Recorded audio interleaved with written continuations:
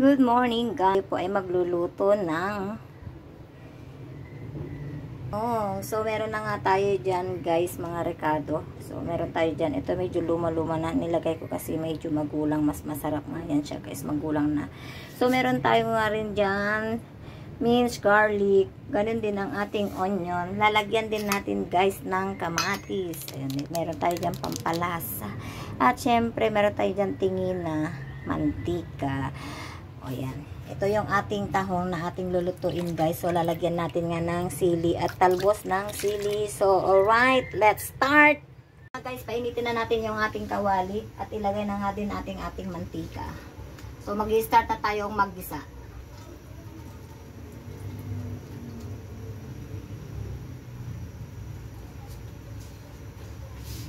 Lagyan na natin guys yung ating kailangan natin balikan natin bawang. Kailangan natin balikan natin. Kailangan natin natin pagkakatuloy.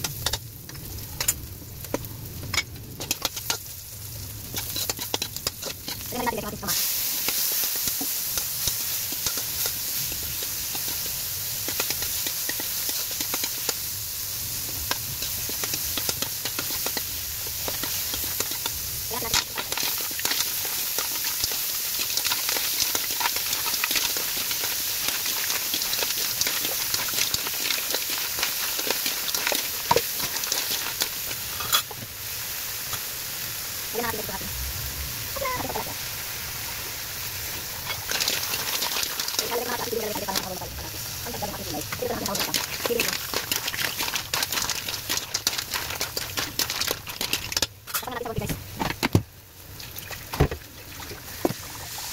para bukas ito.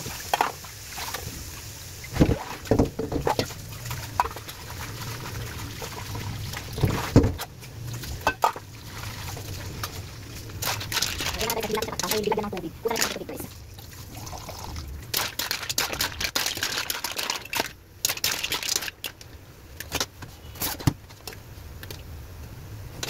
Sarap.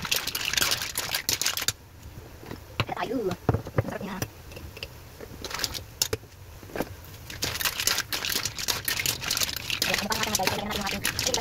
So, patalan natin saglit. Kasi hindi pa gamit ba? Para bukas na naman.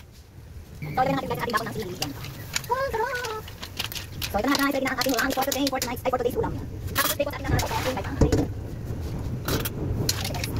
So, pag na yan maluto na siya guys. Kasi hindi natin maluto. Kailangan ng maraming matagal na. So, yan, diba?